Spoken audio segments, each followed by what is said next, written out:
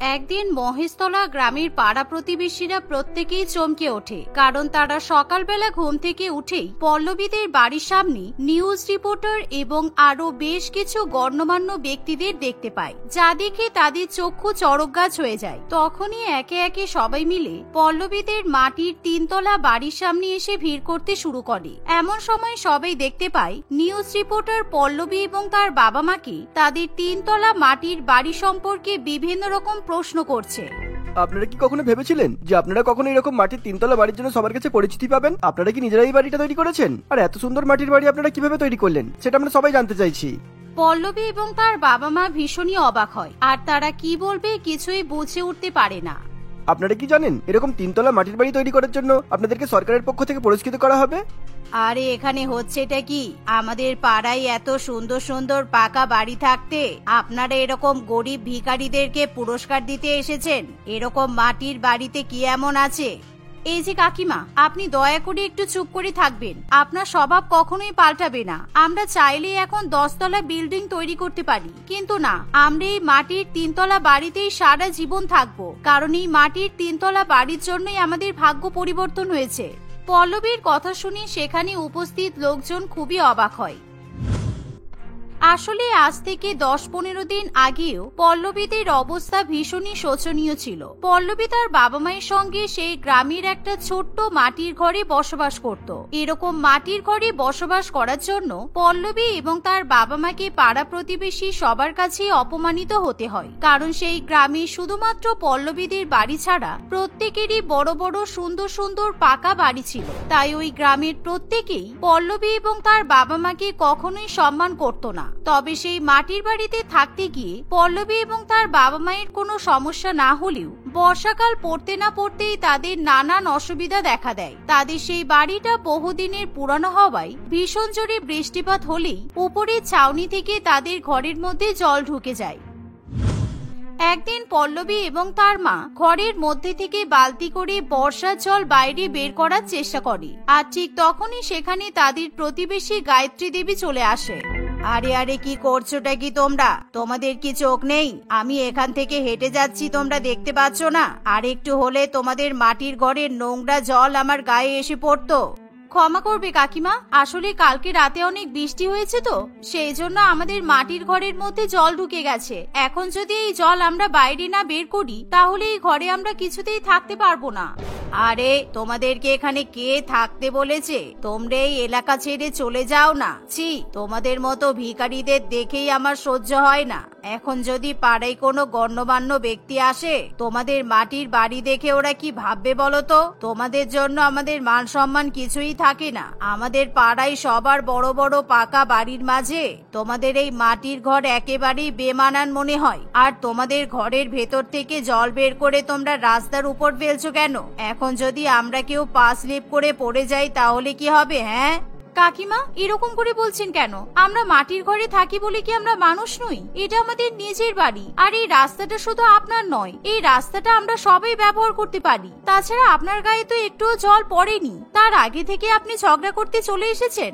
আপনারা কেন এরকম ভাবে আমাদেরকে বিরক্ত করেন? পল্লবীর কথা শুনে পাড়া প্রতিবেশী প্রত্যেকেই সেখানে বেরিয়ে আসে আর পল্লবীর পরিবারের সঙ্গে ঝগড়া করতে শুরু করে। তারা সবাই মিলে সাবিত্রী দেবীর পক্ষ নেয় আর পল্লবী এবং তার বাবা মাকে যাচ্ছে তাই ভাবে অপমান করে।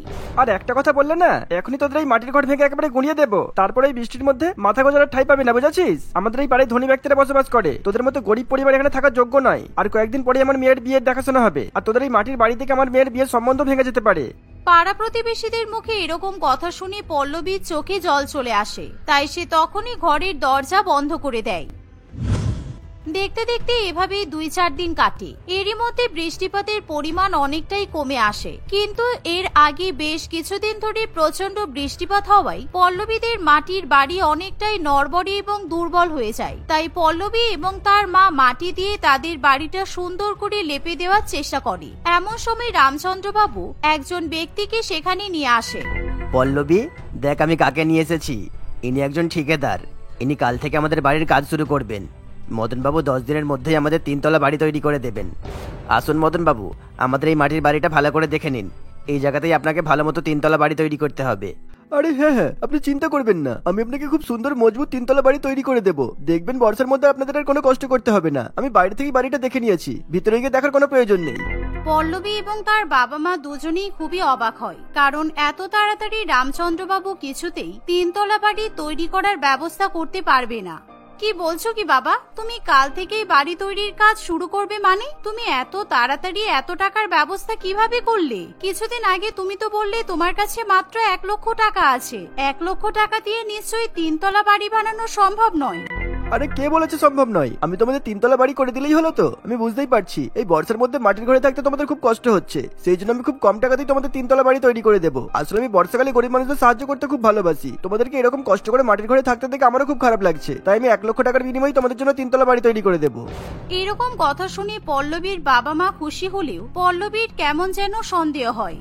রামচন্দ্রবাবু মেয়ের কোনো কথা শুনতে চায় না, কারণ সে চোখ বন্ধ করে মদন বাবুকে বিশ্বাস করে। তাই সে তখনই 1 লক্ষ টাকা মদন বাবুর হাতে তুলে দেয়। এমনকি মদন বাবুকে অনুমতি দিলে মদন বাবু কয়েকজন মিস্ত্রি এবং লেবারের সহযোগিতায় সেই বাড়িটা ভাঙতে শুরু করে। এভাবে দেখতে দেখতে 3-4 ঘন্টার মধ্যে প্রায় অর্ধেক বাড়ি তারা ভেঙে ফেলে। কিন্তু এরই মধ্যে বৃষ্টিপাত শুরু হলে মিস্ত্রি এবং লেবাররা সেখান থেকে চলে যায়। কিন্তু পল্লবী এবং তার পরিবার এবার খুব বিপদে পড়ে, কারণ মাটির ঘরটা যেহেতু অর্ধেক ভেঙে ফেলায় খুব সহজেই বৃষ্টির জল সেই ঘরের মধ্যে প্রবেশ করে। আর এরকম অবস্থায় সেই ঘরে থাকা দুর্বিষহ হয়ে ওঠে। কোনো রকমে পল্লবী এবং তার বাবা মা সারা রাত জেগে কাটায়। পরের দিন সকালবেলা বৃষ্টি থেমে গেলেও মদনবাবু কাজ করার জন্য সেখানে আসে না। রামচন্দ্রবাবু অনেক খোঁজ খবর নেওয়ার চেষ্টা করলেও মদনবাবুর ব্যাপারে জানতে পারে সে একজন ঠকবাজ ব্যক্তি ছিল। সে এরকম ভাবে কম টাকার বিনিময়ে ঘরবাড়ি তৈরি করার লোভে গরিবদেরকে ঠকিয়ে থাকে। দেখেছো বাবা, আমি তোমাকে বারবার বলেছিলাম ওই ঠকবাজ লোকটাকে বিশ্বাস করো না, কিন্তু তুমি আমার কথা শোনোনি। এমনিতেই মাটির ঘরে আমরা খুব কষ্ট করে দিন কাটাচ্ছিলাম, আর এখন সেই বাড়িটাও অর্ধেক ভাঙা। এই বর্ষার মধ্যে বৃষ্টির মধ্যে আমরা এরকম ভাঙা মাটির ঘরে কি করে থাকবো? আর কি করব কিছুই তো বুঝে উঠতে পারছি না রে মা। উপর বলে কেন যে আমাদের মতো গরিব মানুষদের সঙ্গে এরকম করে। তুই চিন্তা করিস না, আমি কোন রকমের ত্রিপল দিয়ে ঘরটাকে ঠিক করার চেষ্টা করছি, যাতে বৃষ্টিতে আমাদেরকে ভিজতে না হয়। আর আমি কালকে গিয়ে একবার পুলিশে খবর দেব, যদি পুলিশ ওই শয়তান লোকটাকে খুঁজে বের করতে পারে। এই বলে রামচন্দ্রবাবু বড় বড় ত্রিপল দিয়ে সেই মাটির বাড়িটা ঘিরে দেয়, যাতে বৃষ্টির মধ্যে তাদের অসুবিধা না হয়। এভাবেই দেখতে দেখতে রাত হয়ে আসে, আর হঠাৎই রাত্রিবেলা আবার ভীষণই বৃষ্টিপাত শুরু হয়। এমন সময় ভিজতে ভিজতে চন্দন নামে একজন যুবক ছেলে সেই পাড়ায় আসে। আসলে চন্দন একজন কালেক্টর অফিসার ছিল, কিন্তু বৃষ্টির মধ্যে তার গাড়ি খারাপ হয়ে যাওয়ায় সে শুধুমাত্র সেই রাতটুকুর জন্য আশ্রয় খোঁজার চেষ্টা করে। কিন্তু সেই গ্রামের মধ্যে কেউই তাকে আশ্রয় দিতে চায় না, সবাই তাকে উল্টোপাল্টা কথা বলে বাড়ি থেকে তাড়িয়ে দেয়। দয়া করে আমাকে আজকে রাতটুকু আপনাদের বাড়িতে আশ্রয় দিন, আমি খুব বিপদে পড়েছি। কালকে সকালবেলায় আমি এখান থেকে চলে যাব। আমি পাড়ায় অনেকজনের বাড়িতে সাহায্যের জন্য গিয়েছিলাম, দয়া করে আপনারা তাড়িয়ে দেবেন না। আপনাদের বাড়িটা তো অনেক বড়, আশা করছি আজকে রাতটা এখানে আমাকে থাকতে দিলে আপনাদের কোনো সমস্যা হবে না। না, আমি কোনো মতে আমার বাড়িতে তোমাকে থাকতে দিতে পারবো না। কোথা থেকে উঠে চলে এসেছি কি জানি। তুমি তো কোনো চোর ডাকাতও হতে পারো। আমাদের বাড়িতে চুরি ডাকাতি করে যদি পালিয়ে যাও, তখন আমরা কি করব? তোমাকে দেখেই বুঝতে পারছি তুমি কোনো ধান্দা নিয়ে এখানে এসেছো। যাও এখান থেকে, চলে যাও বলছি। এমন সময় চন্দনকে সাহায্য করার জন্য পল্লবী এবং তার বাবা মা এগিয়ে আসে। তারা নিজেদের সেই অর্ধেক ভাঙাচোরা মাটির ঘরে চন্দনকে থাকার ব্যবস্থা করে দেয়, যা দেখে চন্দন খুবই খুশি হয়। কিন্তু চন্দন যখন পল্লবী এবং তার বাবা মায়ের শোচনীয় অবস্থা দেখে, তখন তার মনে মনে খুবই খারাপ লাগে। পরের দিন সকাল হতে না হতেই চন্দনের খুব দরকারি একটা ফোন কল চলে আসায় সে কাউকে কিছু না বলেই সেখান থেকে চলে যেতে বাধ্য হয়। এভাবেই কিছুদিন কাটে। রামচন্দ্রবাবু অনেক চেষ্টা করেও বাড়ি তৈরি করার টাকা আর কিছুতেই জোগাড় করতে পারে না। এমনকি তারা সেই ঠকবাজ মদন বাবুরও কোনো খোঁজ খবর পায় না। তাই অনেক ভাবনা চিন্তা করার পর পল্লবী মাটি দিয়ে নিজেদের বাড়ি তৈরি করার সিদ্ধান্ত নেয়। পল্লবীর বাবার নিজস্ব একটা বড় পুকুর থাকায় সেই পুকুর থেকে তারা অনেক বেশি কাদামাটি সংগ্রহ করে নিয়ে আসে। তারা তিনজনে মিলে সেই কাদামাটি দিয়েই খুবই পরিশ্রম করে বাড়ি তৈরি করতে শুরু করে। পল্লবী পল্লবী গ্রামের সহজ সরল মেয়ে হলেও সে খুবই বুদ্ধিমতী ছিল। আর যেহেতু বাড়ি তৈরি করার জন্য তাদের কাছে যথেষ্ট পরিমাণ জমি না থাকায় পল্লবী সেই অল্প পরিমাণ জমির উপর 3 তলা মাটির বাড়ি তৈরি করবে বলে ঠিক করে, যাতে প্রচন্ড বৃষ্টিপাতের মধ্যে নিচতলাতে জল জমলেও তাদের থাকার কোনো সমস্যা না হয়। এভাবেই বুদ্ধি খাটিয়ে 10 থেকে 15 দিনের মধ্যেই তারা 3 তলা মাটির বাড়ি তৈরি করে ফেলে, আর সেই বাড়িটা দেখতে অত্যন্ত সুন্দর হয়। এভাবে কয়েকদিন কাটে। এরই মধ্যে চন্দন একদিন বেশ কয়েকজন নিউজ রিপোর্টার এবং আরো কয়েকজন সরকারি অফিসারকে নিয়ে পল্লবীদের বাড়িতে আসে। আসলে আমি আপনাদেরকে সাহায্য করতে এসেছি। এখানে 50 লক্ষ টাকা আছে, আপনারা চাইলে নিজেদের জন্য একটা পাকা বাড়ি তৈরি করে নেবেন। আমি ভেবেছিলাম আমি আপনাদের একটা পাকা বাড়ি তৈরি করে দেবো, কিন্তু আপনারা তো দেখছি খুব সুন্দর মাটির 3 তলা বাড়ি তৈরি করেছেন, আর এই বাড়িটাকে দেখেও মনে হচ্ছে না এটা মাটি দিয়ে তৈরি। আপনারা এরকম বাড়ি তৈরি করার আইডিয়া কোথা থেকে পেলেন? আর আপনারা জানলে খুবই খুশি হবেন যে সরকার থেকে আপনাদেরকে এরকম সুন্দর মাটির বাড়ি তৈরি করার জন্য পুরস্কৃত করা হবে। আর আমি একজন কালেক্টর অফিসার, তাই আমার পক্ষে যতটা সম্ভব হয়েছে আমি আপনাদের সাহায্য করার চেষ্টা করেছি। এই বলে চন্দন 50 লক্ষ টাকা এবং বেশ কিছু সরকারি অনুদান পল্লবীর বাবার হাতে তুলে দেয়। এমন সময় নিউজ রিপোর্টার সকলেই পল্লবী এবং তার বাবা মায়ের জীবন কাহিনী জানার চেষ্টা করে। এভাবে পল্লবী এবং তার বাবা মায়ের জীবনে হঠাৎই পরিবর্তন দেখে পাড়া প্রতিবেশী সকলেই চমকে ওঠে। কিছুদিনের মধ্যেই পল্লবীর পরিবারকে সরকার থেকে অনেক অনেক টাকা ও পুরস্কার দেওয়া হয়। তারা চাইলে এখন নিজেদের জন্য পাকা বাড়ি খুব সহজেই তৈরি করতে পারবে, কিন্তু পল্লবী এবং তার বাবা মা সেই মাটির ঘরেই হাসি খুশি বসবাস করতে থাকে, কারণ সেই মাটির 3 তলা বাড়ির জন্যই তাদের ভাগ্য পরিবর্তিত হয়। শুধু তাই নয়, কিছুদিনের মধ্যেই চন্দন পল্লবীকে বিয়ের প্রস্তাব দেয়। তাই বিয়ের পর পল্লবী ভীষণ বড়লোক হয়ে যায়, আর এভাবেই তারা সবাই হাসি খুশি বসবাস করতে থাকে। আমাকে বিরিয়ানি না দিলে আমি কিছুতেই আর নিজের মুখ বন্ধ রাখবো না। আমাকে দিয়ে নিজেদের ইচ্ছা মতো কাজ করাবে আর আমার কথা শুনবে না, সেটা হয় কি করে শুনি? তোমাকে এতদিন ধরে তো বিরিয়ানি খাওয়ালাম, এইভাবে প্রত্যেকদিন জেলের ভেতর লুকিয়ে লুকিয়ে বিরিয়ানি আনা কি সম্ভব? জেলের বাকি কয়েদিন এসব নিয়ে নানান রকমের আলোচনা করে। জেলারদের কানে যদি যাই যে আমি তোমাকে প্রত্যেকদিন বিরিয়ানি খাওয়াচ্ছি, তাহলে আমার অবস্থা কি হবে তুমি একবার ভেবে দেখতে পারছো? তাহলে আমিও জেলারকে বলে দেব যে তুমি কেন আমাকে রোজ রোজ বিরিয়ানি খাওয়াতে। এমনি এমনি নিশ্চয়ই ভাত ডাল রুটি ছেড়ে তুমি আমাকে বিরিয়ানি খাওয়াও না। তুমি যদি চাও আমি এই কথাটা সবার থেকে লুকিয়ে রাখি, তাহলে আমাকে বিরিয়ানি খাওয়াতেই হবে। আচ্ছা, এই মুশকিলে পড়লাম তো। এরকম বিরিয়ানি পাগল মানুষ তো আমি আগে দেখিনি। প্রত্যেকদিন বিরিয়ানি খেতে ভালো লাগে তোমার? এই যে আমাকে তুমি তুমি করে বলবে না। এই জেলের মধ্যে তোমার চেয়ে আমার সম্মান অনেক বেশি। তার উপরে এখন আমার কাছে এমন একটা পাওয়ার আছে যাতে আমি তোমার চাকরিটাও খেয়ে ফেলতে পারি। আমাকে আপনি আজ্ঞে করে বলবে, বুঝেছো? দেখো, বারবার এক কথা বলে ভয় দেখিও না। চুপচাপ নিজের জায়গায় গিয়ে বসো। এইভাবে সারাক্ষণ আমার পেছন পেছন ঘুরঘুর করো না, লোকে সন্দেহ করবে। যখন সময় হবে আমি তোমাকে ঠিকই বিরিয়ানি দিয়ে চলে আসবো। কিন্তু তার আগে আমার সেলটা একটু খালি করে দেওয়ার ব্যবস্থা করো।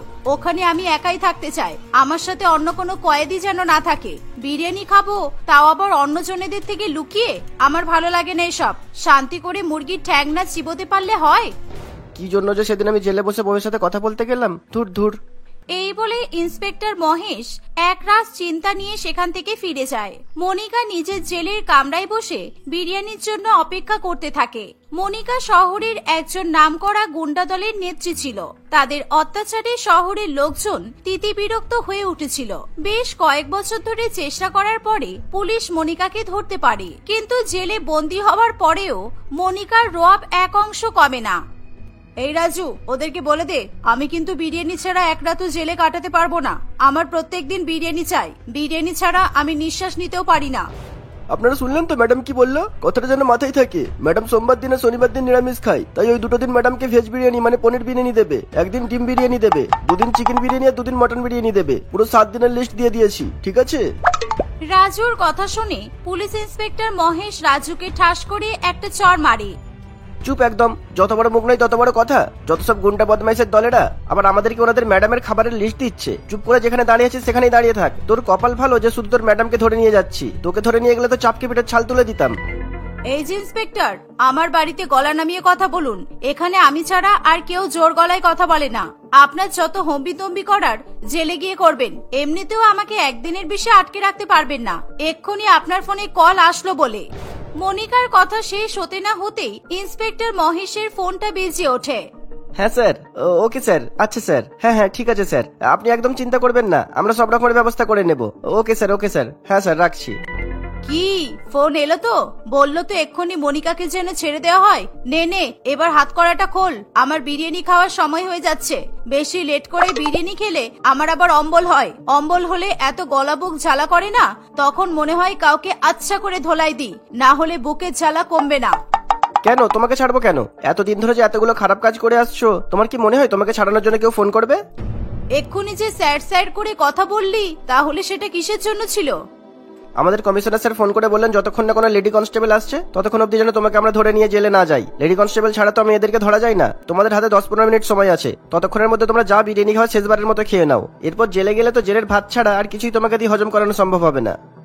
ইন্সপেক্টর মহেশের কথা শুনে মনিকা খুবই ভয় পেয়ে যায়। সে ভাবে তার এতজন চেনাশানা প্রভাবশালী বন্ধু বান্ধব থাকা সত্ত্বেও তাকে দরকারে সাহায্য করতে কেউ কেন এলো না। যা রাজু, আমার জন্য 1 প্লেট মটন বিরিয়ানি নিয়ে আয়। 2 পিস মটন দিয়ে আনবি, কি জানি আবার কবে খেতে পারবো। আমাকে কিন্তু মাঝে মাঝে দেখতে যাস কেমন, আর দেখতে গেলে বিরিয়ানি নিয়ে যাবি। তোমার হয়ে কথা বলে আজকে পুলিশের হাতে মার খেলাম, এরপর দেখবো তোমাকে জেলে বিরিয়ানি দিতে গেলে আমাকে এরা জেলে ঢুকিয়ে দিচ্ছে। এত চুকে আমি নিতে পারবো না বাবা। মনে মনে নানান রকমের কথা ভেবে রাজু সেখান থেকে চলে যায়। কিছুক্ষণ পরে সে মনিকার জন্য বিরিয়ানি এনে দেয়। বিরিয়ানি খেয়ে মনিকা লেডি কনস্টেবলের সঙ্গে জেলের পথে রওনা দেয়। জেলে গিয়ে মনিকার একদম ভালো লাগে না, তার বিছানা ভালো লাগে না, জেলের খাবারও ভালো লাগে না। তার সঙ্গে একই কামরায় যেসব কয়েদিরা থাকতো তাদেরকেও মনিকার পছন্দ হয় না। এইভাবেই কিছুদিন কাটে। মনিকা প্রত্যেকদিন অপেক্ষা করে কবে এবং কখন তার দলের ছেলেরা তার জন্য বিরিয়ানি নিয়ে আসবে আর তার সাথে দেখা করতে আসবে, কিন্তু কেউ সেখানে আসে না। মনিকাকে নিয়ে জেলের পুলিশরা নানান রকমের মজা এবং হাসি ঠাট্টা করে। যেই মনিকার কয়েকদিন আগে পর্যন্ত সারা শহর জুড়ে এত রমরমা ছিল, আজকে তাকে নিয়ে লোকজন হাসি ঠাট্টা করছে দেখে মনিকার খুবই খারাপ লাগে। কিরে, বিরিয়ানি খাবি? এই দেখ, আজকে আমরা বিরিয়ানি এনেছি। অনেকদিন জেলের মধ্যে ভালো মন্দ খাওয়া হয় না, আর আজকে আমার জন্মদিন, তাই ভাবলাম জেলের সবাইকে বিরিয়ানি খাওয়াবো। ও, আজকে আপনার জন্মদিন? Happy birthday madam. জেলের সবাইকে মানে আপনি আমাদেরকেও বিরিয়ানি খাওয়াবেন? আমার জন্য তাহলে 1 প্লেট চিকেন বিরিয়ানি দেবেন। হ্যাঁ, অনেক দিন খাইনি। কথা শুনেছেন ম্যাডাম? আপনার জন্মদিনে নাকি ওকে বিরিয়ানি খাওয়াতে হবে। এই তুই কে রে? তোর আবদার তো দেখে শেষই হতে চাই না। তোর জন্য ম্যাডামের কতগুলো জন্মদিন স্যারদের কাছ থেকে বকা খেয়ে নষ্ট হয়েছে তুই জানিস? এত বছর পরে ম্যাডাম শান্তি করে জন্মদিন পালন করতে পারছে, তাতেও তোকে বিরিয়ানি খাওয়াতে হবে? বিরিয়ানি খাওয়ার কথা ভুলে যাও মনিকা, বরং নিজেদের সঙ্গী সাথীদের নিয়ে তৈরি হও। খাওয়া দাওয়া হয়ে গেলে প্লেটগুলো মেজে দেবে আর জায়গা পরিষ্কার করে দেবে। সবার এমন ব্যবহারে মনিকা খুবই দুঃখ পায়। বিরিয়ানির গন্ধ তার নাকে এলেও সে একটুও বিরিয়ানি মুখে দিতে পারে না। মনিকা মনের দুঃখে তার জেলের কামরার এক কোণায় বসে থাকে। দেখতে দেখতে আরো কয়েকদিন কাটে। মনিকা এবং তার সাথে থাকা অন্যান্য কয়েদিরা সেদিন জেল পরিষ্কার করছিল। জেলের চারিদিক পরিষ্কার করতে করতে হঠাৎই মনিকা ইন্সপেক্টর মহেশকে কারোর সঙ্গে কথা বলতে শুনতে পায়। দরজার বাইরে থেকেই সে দরজায় কান লাগিয়ে ভেতরে কি কথা হচ্ছে সে সমস্ত কিছু শোনার চেষ্টা করে। একটু ভালো করে শুনতে সে বুঝতে পারে মহেশ বাবু কারোর সঙ্গে ফোনে কথা বলছে। আরে বাবা গিন্নি, তুমি একটু শান্ত হয়ে বসো না। আমি তো বলছি তোমার জন্মদিনের আগে আমি তোমাকে 7 নলি হার বানিয়ে দেবই। আগের বার তো তোমার কথা মতো সীতাহার বানিয়ে দিয়েছিলাম। পুলিশদের এত মাহিনা হয় যে বউরা যখন যা চাইবে তখন তাই বানিয়ে দিতে পারে? সীতাহার বানিয়ে দেওয়া তো মুখের কথা নয়। পুলিশের চাকরি করা একজনের 6 মাসের মাহিনা লেগে যাবে একটা সীতাহার বানাতে। তোমাকে সবকিছু জানানোই আমার ভুল হয়েছে, জানো তো গিন্নি। আরে বাবা, যে সোনার বিস্কুটগুলো মনিকার বাড়ি থেকে পাওয়া গেছে সেগুলো তো এখনো গহনা হয়নি, সেই কারণেই ওটা কমিশনার স্যার নিজের লকারে রেখে দিয়েছে। ওগুলো যখন গোনার জন্য বের করবে সেখান থেকে 1-2টো আমি সরিয়ে নেব, তাহলেই তোমার জন্মদিনের আগে তোমার 7 নলি হার আমি তৈরি করে দেবো। ইন্সপেক্টর মহেশের কথা শুনে মনিকার চোখ ছানা বড়া হয়ে যায়। মনিকা সিদ্ধান্ত নেয় সে বিস্কুট চুরির কথা বলে ইন্সপেক্টর মহেশকে ব্ল্যাকমেল করবে এবং তাকে দিয়ে মনিকার যত রকমের কাজ এবং ইচ্ছাগুলো পূরণ করাবে। এই মহেশ, আমার জন্য বিরিয়ানি নিয়ে আয়। আজকে সোমবার, ভেজ বিরিয়ানি আনলেই হবে। যা যা, বেশি দেরি করিস না, খিদেতে পেটে ইঁদুর দৌড়াচ্ছে। তোমার এত সাহস কি করে হয় আমাকে নাম ধরে ডাকছো? এখানে আর কোনো পুলিশ নেই বলে কি ভাবছো আমি তোমাকে ভয় পাবো? কোনো বিরিয়ানি ফিরিয়ানি হবে না, চুপচাপ নিজের জায়গায় গিয়ে বসো। ঠিক আছে, নিজের জায়গায় গিয়ে বসেছি, কিন্তু আমার বাড়ি থেকে তোরা কটা সোনার বিস্কুট পেয়েছিস সেটা তোরা এখনো গুনে না থাকলেও আমি কিন্তু ভালোভাবেই জানি। তোদের গোনা হয়ে গেলে আমি কমিশনার স্যারকে আসল নাম্বারটা বলে দেব, তাহলে যদি 2টো একটা কম পড়ে উনি বুঝতে পারবেন। হ্যাঁ হ্যাঁ ঠিক আছে বলে দেবে। তাতে আমার কি? আমাকে ভয় দেখাচ্ছ কেন? আমি তোমার মতো গুন্ডাদের ধমকানিতে ভয় পাই না, বুঝেছো? তোর আবার কি? তুই যদি দু একটা সোনার বিস্কুট চুরি করে নিস তাহলে তোর চাকরিটা যাবে, আর যদি চুরি করতে না পারিস তাহলে বউকে 7 নলি হাড়ও বানিয়ে দিতে পারবি না, আর তোর সংসারটাও যাবে।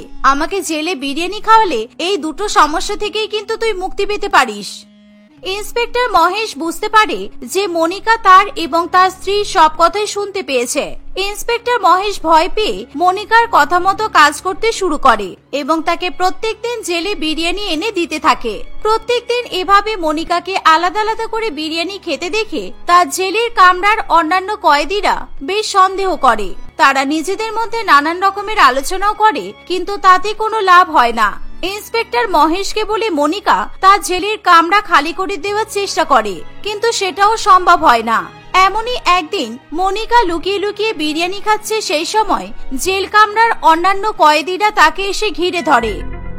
এই, তোর ইন্সপেক্টর মহেশের সাথে কি চক্কর চলছে রে? প্রত্যেকদিন তোকে বিরিয়ানি খাওয়ায় কেন? আমাদের তো এই ডাল ভাত রুটি ছাড়া আর কিছুই জোটে না। আমরা সাধারণ চুরি চামারি করে এখানে এলাম, তাতেই আমাদের এত অপমান অবজ্ঞা সহ্য করতে হয়। আর তুই এত বড় গ্যাংয়ের লিডার হওয়া সত্ত্বেও তোকে এত স্পেশাল ট্রিটমেন্ট কেন দেয়? কোথায় আমাকে স্পেশাল ট্রিটমেন্ট দেয়? আমি তো তোদের মতোই সাধারণ খাবার খাই। কি যাতা মিথ্যে কথা বলছিস? আমরা মিথ্যা কথা বলছি? তাহলে তুই এরকম লুকিয়ে লুকিয়ে খাচ্ছিস কেন? আমাদেরকে দেখা দেখি। ডাল ভাত থেকে তো এরকম আতরের গন্ধ বেরোয় না, দেখা বলছি। এই বলে চুমকি এবং তার সঙ্গী সাথীরা মনিকার খাবারের প্লেটটা নিয়ে টানাটানি করতে থাকে। সেই সময় মনিকার হাত থেকে বিরিয়ানি পড়ে জেলের কামরার চারিদিকে ছড়িয়ে পড়ে। চুমকি এবং তার সঙ্গী সাথীরা মনিকার উপর আরো চিৎকার চেঁচামেচি করতে থাকে। এত চিৎকার শুনে ইন্সপেক্টর কামিনী, ইন্সপেক্টর মহেশ এবং বাকি পুলিশ অফিসারও সেখানে চলে আসে। কি হচ্ছে এখানে? এত চিৎকার চেঁচামেচি কেন হচ্ছে? এখানে এত বিরিয়ানি এলো কিভাবে? কি হলো কি? তোমরা উত্তর দেবে নাকি আমি লাঠি নিয়ে ভেতরে ঢুকবো? দেখুন না ম্যাডাম, ওরা আমার খাবারটা ফেলে দিল। আমার দলের ছেলেরা এসে মাঝে মাঝে আমাকে বিরিয়ানি দিয়ে যায়, আজও দিয়ে গেছে। আমি সেটাই খাচ্ছিলাম আর ওরা নিয়ে আমার বিরিয়ানিটা ফেলে দিল। না ম্যাডাম, ওর দলের কেউ ওর সঙ্গে দেখা করতে আসেনি। প্রত্যেকদিন ইন্সপেক্টর মহেশ ওকে বিরিয়ানি এনে দেয়। ওকে কেন বিরিয়ানি এনে দেওয়া হয়? ও কেন বাকিদের থেকে আলাদা ব্যবহার পাবে? ও কি এমন মহান কাজ করেছে? চুমকির কথা শুনে ইন্সপেক্টর কামিনী প্রচন্ড রেগে যায়। সে মহেশ এবং মনিকা দুজনকেই জিজ্ঞাসা করে এসব ঘটনার কারণ কি, কিন্তু দুজনের কেউই কিছু বলতে চায় না। ইন্সপেক্টর কামিনী লাঠির ভয় দেখালে মনিকা সবকিছু বলে দিতে বাধ্য হয়, আর সেখানে দাঁড়িয়ে থেকে মহেশও তার নিজের দোষ স্বীকার করে। তোমার মতো বিশ্বাসঘাতক পুলিশ ইন্সপেক্টরের জন্য গোটা ডিপার্টমেন্টের নামটা খারাপ হলো। তুমি একজন পুলিশ হয়ে চোরের বাড়ির জিনিস চুরি করো, আর এইসব জিনিস দিয়ে নিজের বাড়ি গাড়ি বউ বাচ্চা এদের খেয়াল রাখো, তাই তো? এই পুরো ঘটনার জন্য মনিকা যতটা দায়ী তার থেকে কয়েকশো গুণ বেশি দায়ী তুমি। আমি তোমার বিরুদ্ধে কড়া শাস্তির বন্দোবস্ত করছি, আর আজ থেকে মনিকার শাস্তির মেয়াদ শেষ হওয়া পর্যন্ত ও বাইরের কোনো খাবার পাবে না। এসবের মধ্যে মনিকার আর কিছু বলার থাকে না। তবে জেলে বসে বিরিয়ানি খাওয়া তার পুরোপুরি বন্ধ হয়ে যায়। আর অন্যদিকে ইন্সপেক্টর কামিনী তার কথা মতো ইন্সপেক্টর মহেশেরও শাস্তি দেওয়ার সমস্ত রকমের ব্যবস্থা শুরু করে।